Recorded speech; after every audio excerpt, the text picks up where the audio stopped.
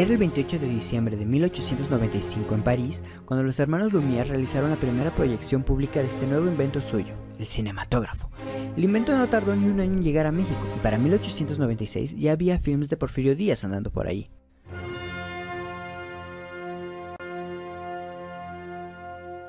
Tanto él como Madero se dieron cuenta de lo poderoso que era utilizar imágenes en movimiento para hacer propaganda política, y este último contrató a Salvador Toscano para hacer filmes de su campaña y posteriormente de los logros maderistas. Cuando la revolución estalló, un puñado de gente que se había hecho con un cinematógrafo comenzó a grabar documentales. Mientras tanto, en Estados Unidos también se hacían películas sobre la Revolución Mexicana. El enfoque de estas era pintar a las fuerzas fronterizas americanas como capaces de mantener el conflicto alejado del país. Esas historias estaban repletas de estereotipos mexicanos bastante negativos. Un ejemplo, el arquetipo de Greaser o grasoso, hombres mexicanos, brutos, libidinosos, que suelen ser los villanos de estas películas. Fue en 1917 que las películas de argumento superaron el número de las documentales. Pasaron muchísimas cosas ese año. Se firmó la Constitución, el país entró en un periodo de relativa estabilidad, y el nuevo gobierno postrevolucionario comenzó a redefinir la mexicanidad. ¿Pero sabes qué más estalló en 1917? Cuando Lenin llegó al poder, reconoció, tal como los caudillos en México, que el cine no solo es el medio ideal para la propaganda, sino que tiene el poder de comunicar cosas de forma rápida y efectiva. Y es que verán, Rusia es grande, muy grande. El gobierno tenía que comunicarse con más de 160 millones de personas que hablaban más de 100 lenguajes distintos, y la mayoría eran analfabetas. Pero no hace falta saber leer para entender el mensaje de una película bien hecha, aun si es muda, sobre todo si es muda. Lenin declaró que, para nosotros, el cine es la más importante de las artes. Es por eso que se abrió la primera escuela de cine en el mundo. Pero había un problema. La película virgen escaseó y los alumnos no podían grabar nada.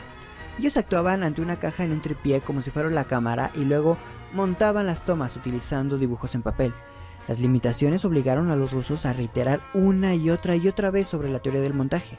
Y aunque empezó formando cineastas que hacían piezas de propaganda filmando la guerra civil rusa, fue de esta escuela que salió la teoría del montaje ruso, que básicamente sostiene que la relación entre distintas tomas pueden crear significados nuevos.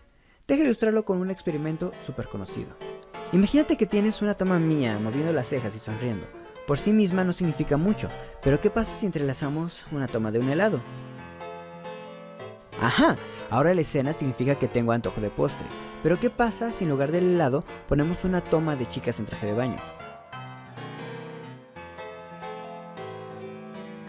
De repente me vuelvo un cochino libidinoso, y sin embargo la toma es la misma. La acción no ha cambiado, es el montaje el que puede vincular imágenes para crear un nuevo significado. Lo que acabamos de hacer se llama efecto Kuleshov, y lo teorizó Lev Kuleshov cuando enseñaba en la Uno de sus alumnos era un tal Sergei Eisenstein, no confundir con Einstein. Tomó la teoría y la puso en esteroides. Para Eisenstein, la finalidad principal del montaje no era avanzar una trama como en una película tradicional, sino sugerir ideas que jugaran con las emociones. Juntaba los planos para obtener un resultado mayor a la suma de sus partes, que llegara como un golpe de sentimiento en las vísceras. Y fue muy efectivo. El acorazado Potemkin, su segunda película, fue considerada una obra maestra en todo el mundo. Cuando Lenin murió y Stalin tomó las riendas de la URSS, este lo consideró como una figura controvertida y lo odiaba, pero su reconocimiento internacional como genio lo mantuvo vivo. En 1927 sonaron las primeras palabras en el cine. Wait a minute, you ain't heard nothing yet. Y en 1929 el gobierno ruso envió a Eisenstein a una gira por Europa y Estados Unidos para dar conferencias y aprender de esta nueva técnica. Cuando llega a Hollywood, después de cortarse la barba y jurar lealtad a la Constitución, llega a un acuerdo con Paramount para hacer una película de estudio, pero sus visiones creativas resultan diferir muchísimo y al final no se concreta nada. Pocas películas de Eisenstein tienen un solo protagonista, y es más bien el pueblo el que mueve la historia, lo cual no combina para nada con el Star System de América. Sin embargo, no desaprovechó su tiempo ahí.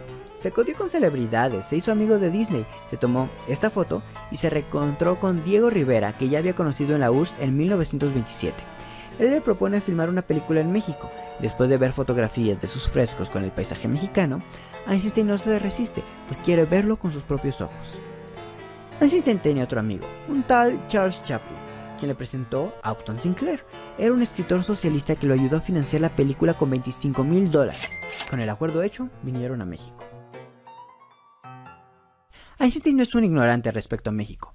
Antes de dedicarse al cine fue escenógrafo de teatro y montó una adaptación de El Mexicano, novela de Jack London. Quería poner un ring de boxeo en medio de la audiencia para hacerlo más auténtico, pero no le dieron permiso. La película al principio iba a ser un documental de viaje, y en cuanto llega al país comienza a filmar las fiestas, rostros y paisajes. Después de 6 meses, aún no da muestras de saber hacia dónde va la película. Los inversionistas se ponen nerviosos, lógicamente, y necesitan comprobar que el film sea apolítico como acordaron. Además, el gobierno tiene interés de que el proyecto no sea denigrante para el país como en los filmes de Estados Unidos. Así que Einstein les entrega un guión largo para tranquilizarlos con el título de Que viva México. El guión describe que la película tendrá 6 bloques independientes pero ligados temáticamente.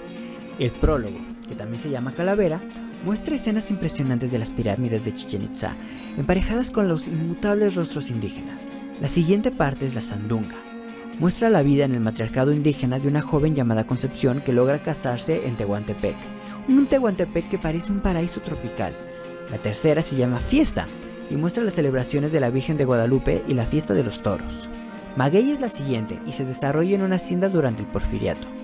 La novia de un peón es violada por el patrón y en venganza los peones organizan una rebelión que fracasa. Al final son capturados, enterrados en la tierra y aplastados por los caballos de los patrones. Einstein describía las haciendas como un microcosmos de la lucha de clases. La penúltima sección se llamaría Soldadera y trataría de la participación femenina en la revolución. Los inversionistas dejaron de enviar dinero y no pudo completarse. Finalmente, el epílogo es una celebración del Día de Muertos que tanto le fascinaba a Einstein. La película, con las calaveras de los muertos, los paisajes idílicos, los indígenas, los rancheros, los cactus, la Virgen de Guadalupe, se ve muy mexicana. De hecho, se ve demasiado mexicana. Y es que hay un plot twist. Esta película definió mexicanidad, es mexicanidad. Permíteme retroceder un poco. Tras la revolución empezó una búsqueda para encontrar qué define lo mexicano. Este nuevo nacionalismo estaba tan ligado a la revolución que se llamó nacionalismo revolucionario. Y aunque es una misión que a primera vista pareció genuina y hasta necesaria, pronto desembocó en una caricatura artificial de estereotipos autoinfligidos. Esta idea está tan arraigada que no la había considerado, pero lo que se define como pueblo cuando hablamos del pueblo mexicano, durante el porfiriatismo se refería a la clase burguesa y no fue hasta la revolución que el término pasó a los pobres, a los campesinos, a los indígenas, tal vez al proletariado. ¿Por qué era tan importante definir al pueblo? Porque con una identidad clara se unifica todo eso que llamamos México. Así, todos los discursos que hace el gobierno, cada que dice que algo es para beneficiar al pueblo o por el pueblo, se legitiman. Así, el gobierno justifica sus acciones, pues las hace para ese sujeto que llama el pueblo. ¿Cuál es el problema con esto? Que México es muy grande y muy diverso. Tiene muchísima gente. Su único común denominador es que el mapa todo está dentro de esta mancha en forma de S que dice México. ¿Cuál fue la solución que tomaron? Inventarse una identidad nacional con elementos muy específicos de algunas partes de México. Bien, ¿y todo esto qué tiene que ver con Einstein? Que él es un cineasta exageradamente talentoso y sus imágenes se impregnaron en el imaginario nacional e internacional. Él no inventó la imagen del mexicano con el cactus, sus paisajes se inspiraron en los de Diego Rivera y sin embargo su presencia fue uno de los acontecimientos que marcaron, para bien y para mal, el desarrollo del cine nacional. Por desgracia, Einstein tuvo que abandonar México antes de que pudiera terminar la película. A principios de 1932, Stalin envió un telegrama a Sinclair que acusaba a Einstein como desertor y lo obligaba a volver.